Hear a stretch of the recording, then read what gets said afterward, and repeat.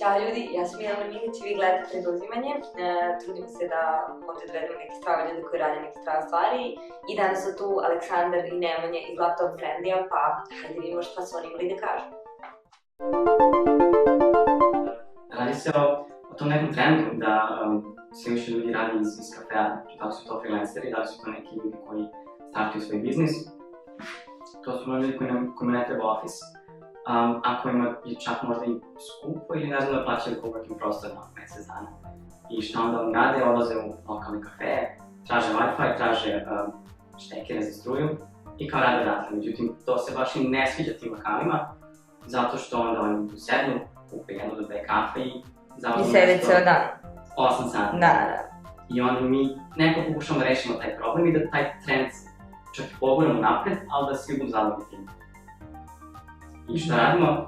Pravimo partnerstvo s tim nekim lokalima koji onda mogu da ponude posebne dealove tim ljudima koji bi volili da rade ujutru i popodne.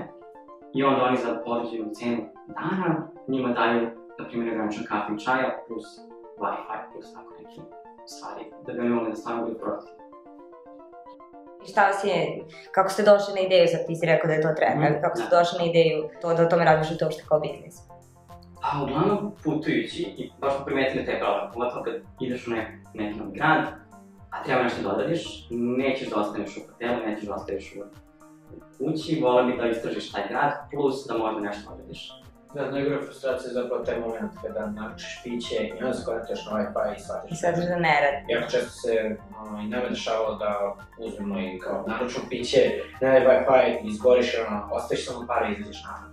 Tako da, to su sve bilo različite. Znači da skratite vreme traženja takvih mesta u suštini ljudima kojima je to potrebno. Da, smo tebi to povežemo. Da. Je to problema da nekako napravimo i business case, kako bismo to mogli da rešimo na neki održiv način gde bi stvarno svako mogli biti zadovoljan. I ovo je model dok smo došli sad da testiramo.